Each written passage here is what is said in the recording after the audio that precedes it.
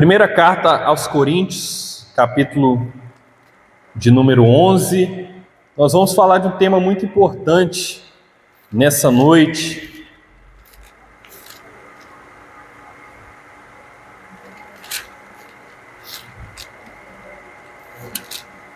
Nós vamos ler do versículo 17 até o versículo 29.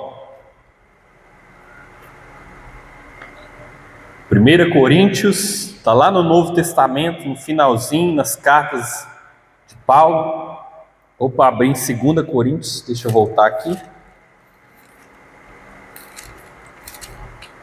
Agora sim, 1 Coríntios 11, nós vamos ler do 17 até o 29, porque é um texto que fala justamente sobre a instrução quanto à celebração da ceia do Senhor.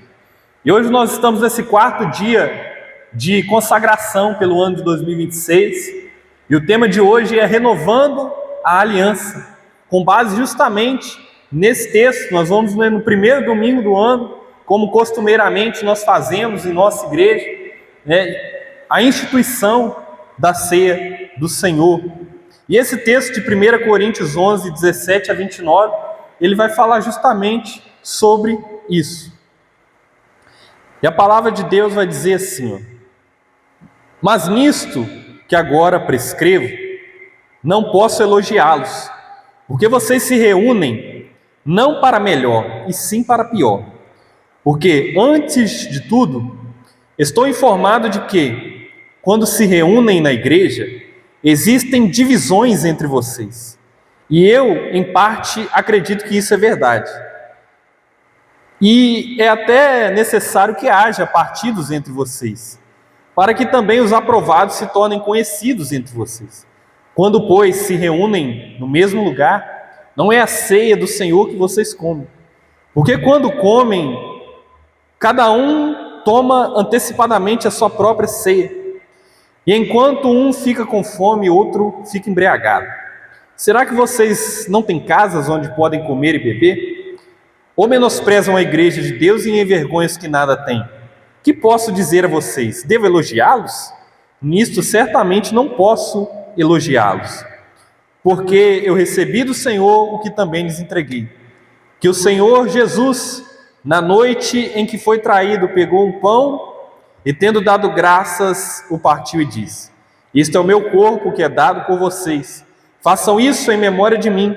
Do mesmo modo, depois da ceia, pegou também o cálice, dizendo: este cálice é a nova aliança no meu sangue. Façam isso todas as vezes que o beberem, em memória de mim. Porque todas as vezes que comerdes deste pão e beberem deste cálice, vocês anunciam a morte do Senhor até que ele venha. Por isso, aquele que comer o pão ou beber o cálice do Senhor indignamente será réu do corpo e do sangue do Senhor. Que cada um examine a si mesmo, e assim coma do pão e beba do cálice. Pois quem come e bebe sem discernir o corpo, come e bebe em juízo para si. Amém? Senhor, essa é a Tua palavra, ela por si só já fala aos nossos corações. Nós pedimos a Tua revelação, pedimos ao Pai, fala conosco, nós venhamos sair daqui edificados por Ti, pessoas melhores e uma igreja melhor, em nome de Jesus. Amém? Nesse quarto dia, nesse propósito de consagração ao Senhor que nós estamos aqui, 12 dias direto, todos os dias às 7 horas nós estamos começando aqui, impondo uma oração, uma palavra de Deus, louvor, consagrando. E hoje, simbolicamente, o quarto dia para o quarto mês, o mês de abril.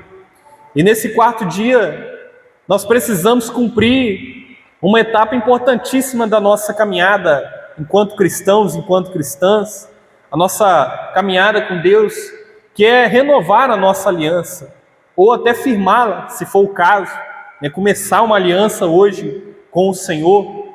Nós precisamos disso. E a aliança, ela é renovada com o tempo, de tempos em tempos, e nós fazemos isso através da ceia do Senhor. E aí, para tratar desse assunto, nós recorremos justamente a esse texto de 1 Coríntios 11, 17 a 29, que trata da instituição, a ceia do Senhor, que é justamente esse momento de firmar ou renovar nossa aliança com Deus através desse memorial da morte e ressurreição de Cristo. Se eu perguntar aqui ou na rua aí, né, qualquer pessoa que estiver passando, quem tem uma aliança com Deus, vai ser muito comum nós ouvirmos, né, pessoas respondendo que sim, que tem uma aliança. Só que tem um porém nisso, que quem de fato tem uma aliança com Deus possui as marcas de um verdadeiro cristão. Quem tem uma aliança com Deus possui a marca de cristão. Tem que ser visto de longe, né, como a gente costuma falar. Só que eu quero aqui contextualizar esse texto aqui para nós. Essas instruções dadas por Paulo para a igreja de Corinto, tem aqui Coríntios, primeira carta aos Coríntios, não é Corinthians, time de futebol, é o Coríntios porque era uma localidade chamada Corinto. E essa carta, ela foi escrita em torno de 1971 anos atrás. Mais de 1900 anos atrás, essa carta ela foi escrita. Só que as instruções dessa carta, elas ecoam para nós, como igreja, para nós como servos e servas do Senhor, até os dias de hoje, como parecendo que foram escritas até mesmo nos tempos atuais. É por esse e outros motivos que a palavra de Deus é algo muito maravilhoso. A palavra de Deus é algo muito bom, porque você vê esse texto, que foi escrito há mais de 1900 anos atrás, parecer que ele foi escrito nos tempos atuais. Isso é um exemplo de que a palavra de Deus ela se renova a cada dia, de que a palavra de Deus você pode ler hoje esse versículo e pode ler amanhã, que Deus vai ter uma nova instrução para você, Deus vai ter algo novo para você, através dessa palavra maravilhosa, que se renova a cada dia. E aí, em 1 Coríntios 11, 17 a 29, se trata de uma correção do apóstolo Paulo, por causa de algumas distorções muito graves, por sinal, na celebração da ceia do Senhor. O problema aqui não era litúrgico, não era, né, com o sistema de organização do culto, mas era um problema espiritual e um problema de relações, problema relacional. A ceia, ela deveria expressar a unidade. A ceia, ela deveria expressar a comunhão e principalmente a memória do sacrifício de Cristo. Só que agora a ceia, ela tinha se tornado uma ocasião de divisões, uma ocasião de desprezo e até mesmo egoísmo, principalmente pelos mais pobres. E aí naquela ocasião, a ceia, ela não acontecia de forma isolada. A ceia, ela não é como hoje, que nós temos o pão e o cálice apenas. A ceia, ela era uma refeição integrada, né, onde as pessoas, a comunidade se reunia e fazia ali uma refeição comunitária, conhecida como ágape, que significa festa do amor. Ágape é uma das formas de amor. Então a ceia era a festa do amor. Cada família levava um prato, levava uma comida, levava uma bebida conforme as suas condições. Era o famoso, né, na nossa linguagem, junta-panela. É o que era a ceia. E aí, por conta de ser dessa forma, havia ali vários tipos de alimentos, não apenas o pão e o vinho da época. Refeições simples, pães variados, acompanhamentos, bebidas, e em alguns casos, infelizmente, até vinho em excesso. Só que o problema em Corinto é que essa prática, ela passou a revelar algumas desigualdades e falta de amor cristão.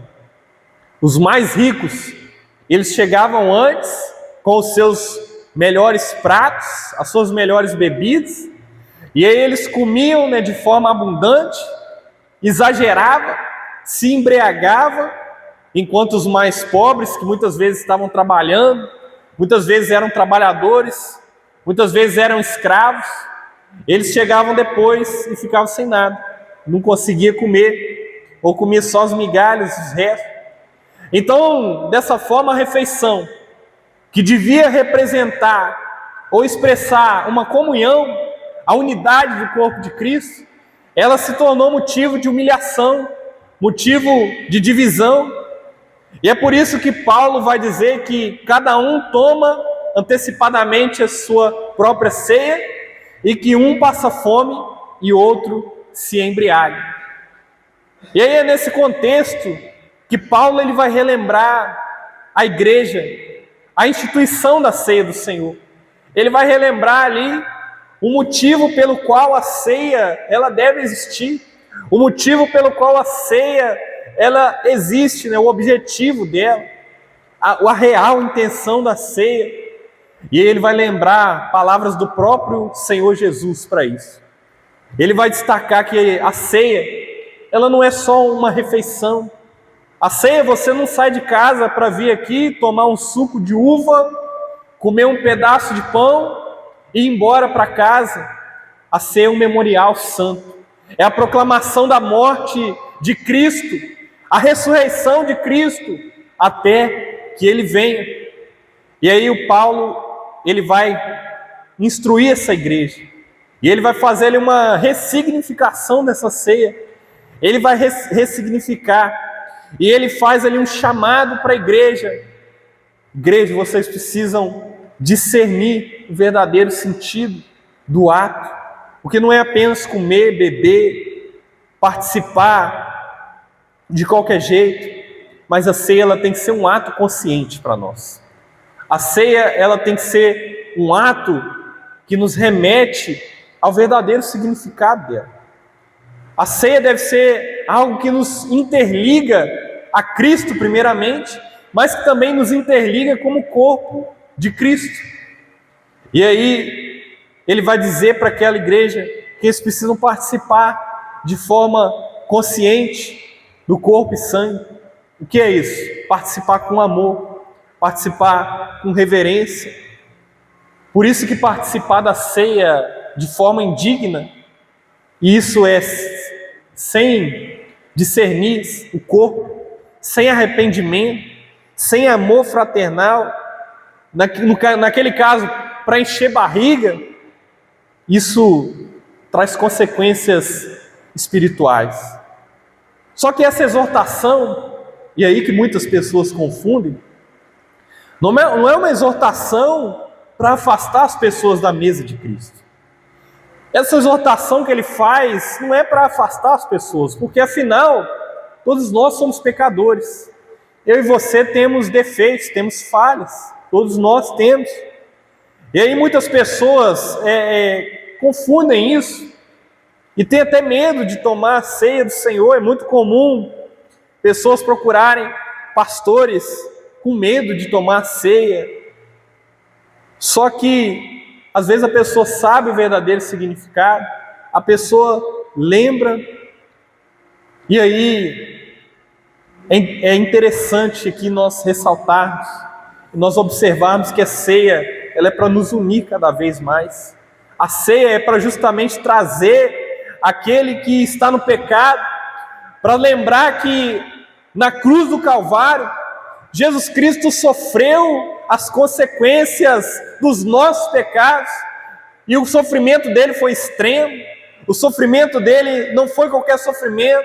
Ele levou chicotado, foi humilhado, foi cuspido, foi pisado, justamente para limpar o meu e o seu pecado.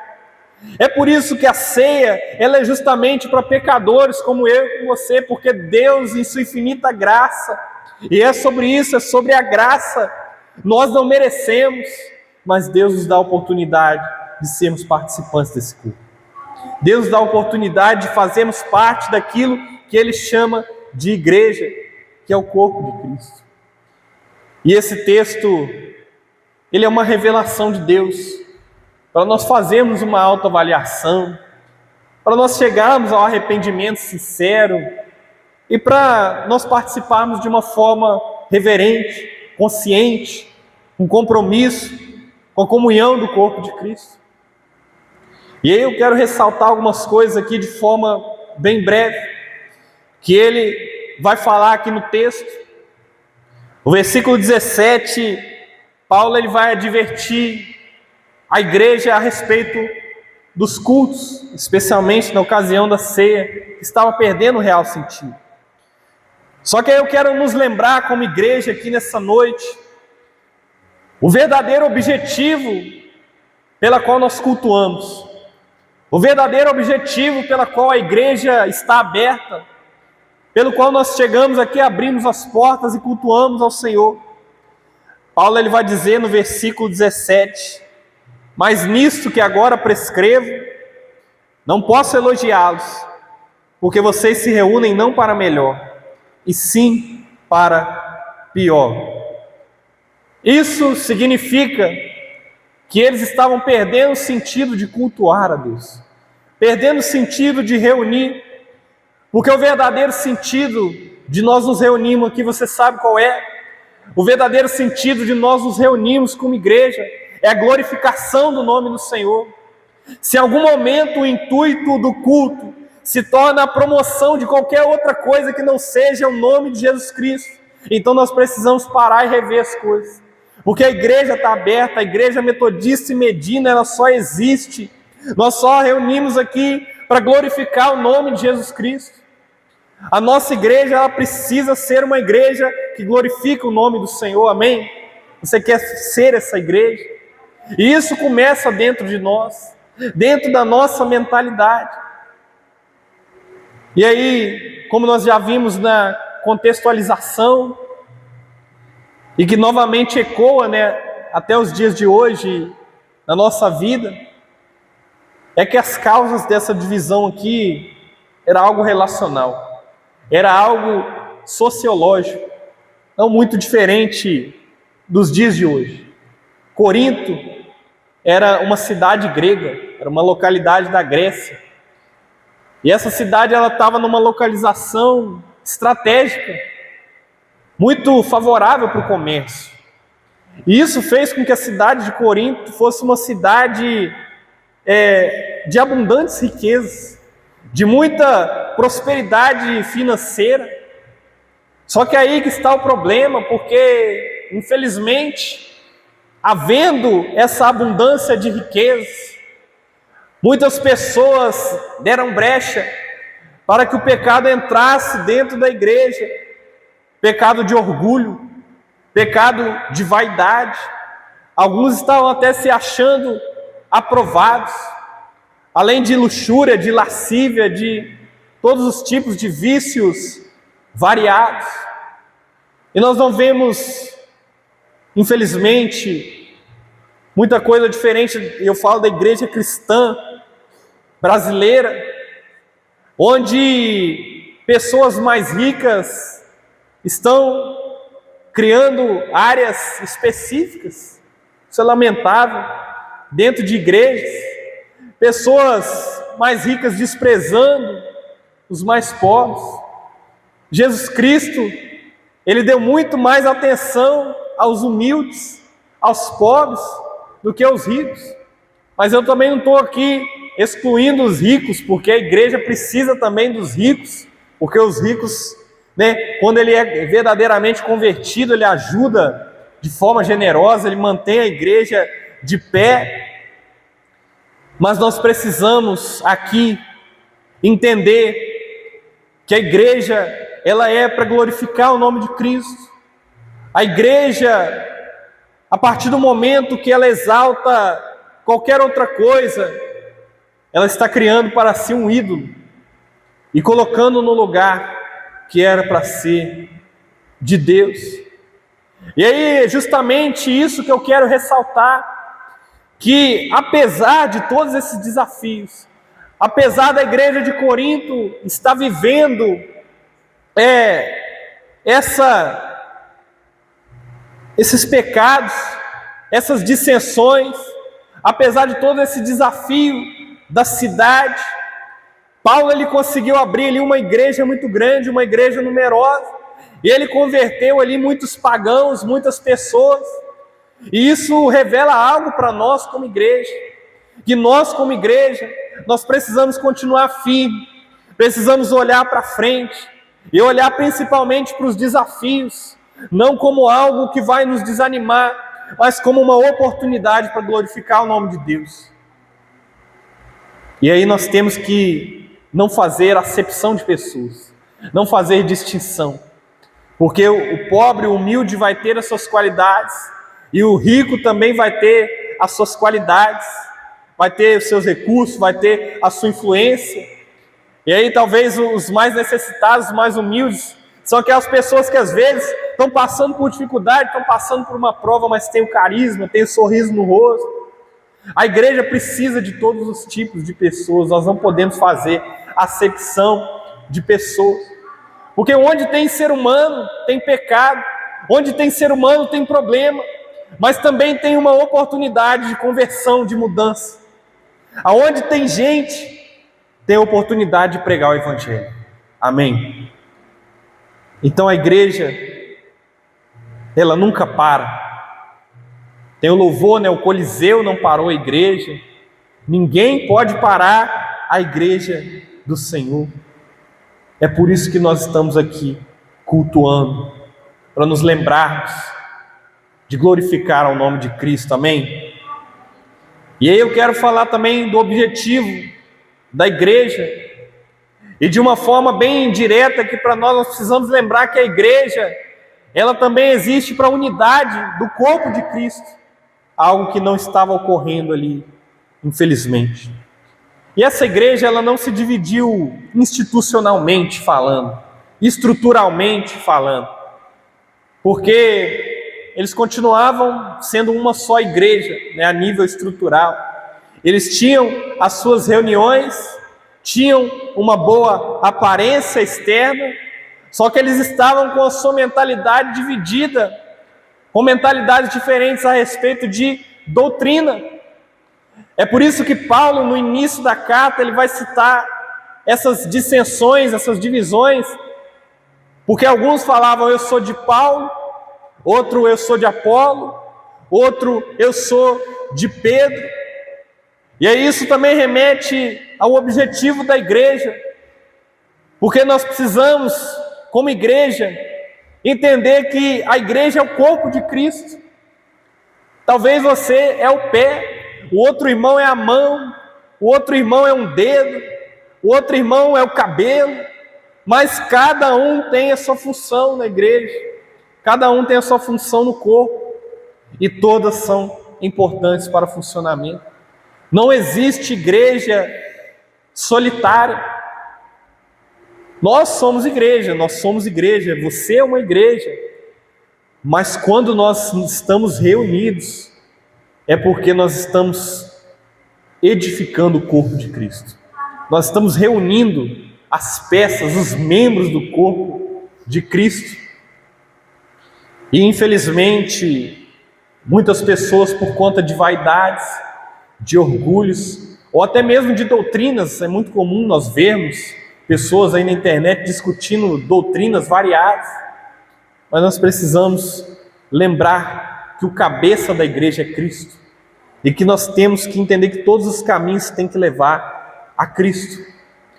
E é interessante nós observarmos no versículo 19 aqui desse texto, Paulo ele vai dizer: e é até necessário que haja partidos entre vocês, para que também os aprovados se tornem conhecidos entre vocês. Sabe o que ele está querendo dizer com isso?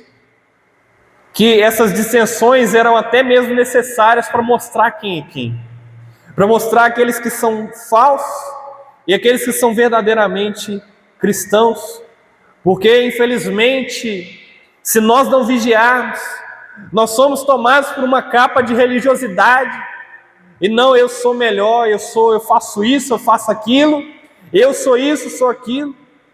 E o Evangelho não é sobre nós, é sobre Cristo, é tudo sobre Jesus Cristo. E isso nos faz lembrar que a palavra de Deus fala que nada fica oculto ou escondido aos olhos de Deus.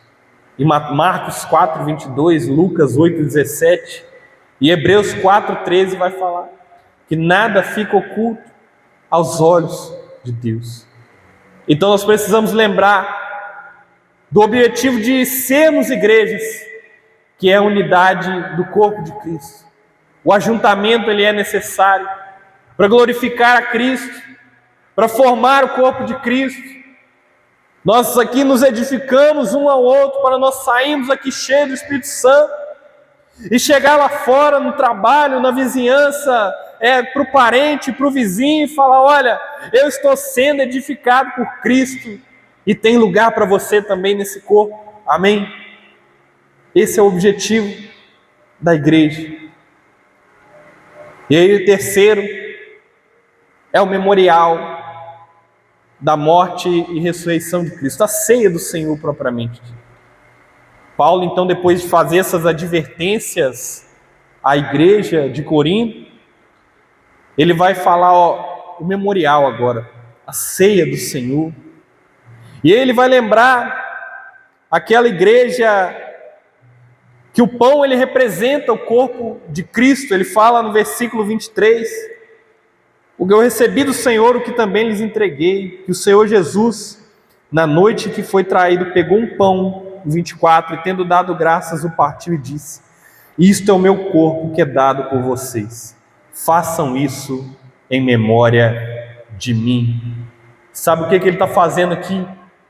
Ele está lembrando aquela igreja, o sinal do corpo de Cristo, que é representado pelo pão. Ele está lembrando a igreja que Cristo ele foi ferido por aquela iniquidade que eles estavam ali agora tendo essas dissensões pelos pecados. Era como se ele tivesse falado: olha, tomem, comam desse pão com humildade, com gratidão, com reverência, com obediência ao amor de Cristo. Lembrem do sofrimento que ele teve por vocês, em favor de vocês, as bênçãos obtidas através dele, o dever de amar, o dever de servir, o laço que tem que ser criado. E isso tudo foi lançado sobre ele. E agora nós temos que fazer isso. Pegar o pão e nos lembrarmos disso tudo que Jesus passou. Então Jesus passou muita coisa para que hoje nós ficarmos preocupados com vaidades, com orgulhos, ficar com medo. Jesus se sacrificou por nós, por mim e por você. E aí, depois de cear, ele vai dizer aqui: do mesmo modo, depois da ceia, pegou também o cálice, dizendo: este cálice é a nova aliança no meu sangue. Façam isso todas as vezes que o beberem, em memória de mim. Ou seja, nós estamos novamente lembrando que a ceia ela não é uma refeição comum. É por isso que ele fala ali, ele faz uma pergunta. Ele vai perguntar em algum momento aqui, versículo 22, será que vocês não têm casa onde podem comer e beber? Ou menosprezam a igreja de Deus e envergonham os que nada têm? Que possa dizer a vocês? Devo elogiá-los? Nisso certamente não posso elogiá-los. Está falando aqui do pecado da glutonaria, que é um pecado que exemplifica muito bem a falta de domínio próprio, que aquele povo estava tendo os exageros. E aí, isso para nós é um lembrete de que isso não é só um suco de uva e um pão. Antigamente as pessoas elas sacrificavam animais, só que quando elas iam sacrificar os animais faziam elas lembrarem dos pecados delas, e aí elas iam lá diante do sacerdote oferecer o sacrifício, matando um animal, derramando sangue, e aquilo jogava, trazendo para a nossa realidade, jogava na cara delas o pecado que elas cometeram. Só que esse sacrifício de agora, de Cristo, ele foi um sacrifício único, que representa a remissão do meu e do seu pecado. Quando você confessa ao Senhor como Jesus Cristo, quando você se arrepende de forma sincera, através desse memorial, os seus pecados, eles são apagados. A Bíblia fala que Deus joga os pecados no mar do esquecimento. E aí, todas as vezes que nós obedecemos e realizamos esse memorial, nós estamos anunciando e reconhecendo publicamente, diante de Deus, diante da comunidade, diante das pessoas, a morte e a ressurreição de Cristo, até que Ele venha e em breve Ele voltará. Amém? Coloque-se de pé nessa noite, porque eu quero convidar você a participar agora, porque essa mensagem, ela tem o intuito, nessa primeira Santa Ceia do ano, de relembrar os nossos objetivos quando nos reunimos para cultuar, que é glorificar o nome do Senhor Jesus Cristo, que é também o nosso objetivo, lembrar o nosso objetivo como igreja, que é formar e edificar o corpo de Cristo, e da nossa responsabilidade com o memorial e a ceia do Senhor. Que nós sejamos uma igreja que glorifica Jesus, que nós sejamos uma igreja que tem o corpo de Cristo edificado, unido com o Senhor, porque Jesus Cristo em breve virá. Feche seus olhos nessa noite, vamos orar. Senhor, nessa noite, ó Pai, diante dessa palavra, nós queremos, ó Pai, pedir perdão. Peça perdão ao Senhor agora, pelos pecados, pelas falhas, pelas vaidades, orgulhos. Se você quiser, pode até se colocar de joelho, mas ore ao Senhor nesse momento. Tenha o seu momento de confissão, porque esse memorial, ele é justamente para redimir eu e você dos nossos pecados. Senhor, nos perdoa. Perdão por todas as vezes, ó Pai, que nós deixamos de cultuar ao Senhor. Perdão por todos os momentos que nós deixamos de glorificar o nome do Senhor Jesus Cristo. Perdão, ó Pai, pelos momentos em que nós ficamos afastados do corpo de Cristo. Perdão, ó Pai, pelos momentos em que nós não fizemos parte da edificação do corpo de Cristo. E nós aqui nessa noite, ó Pai, queremos renovar a nossa aliança com o Senhor, renovar o nosso compromisso contigo, ó Pai, através dessa palavra, não fazendo isso somente como um ato litúrgico, como um ato automático, mas como algo que nos lembra, Pai, o verdadeiro sentido dessa aliança, que é a remissão dos pecados, que é o memorial da morte e ressurreição do Senhor, que é a vitória do Senhor sobre a morte, ó Pai. Nós te louvamos, ó Pai, em nome de Jesus.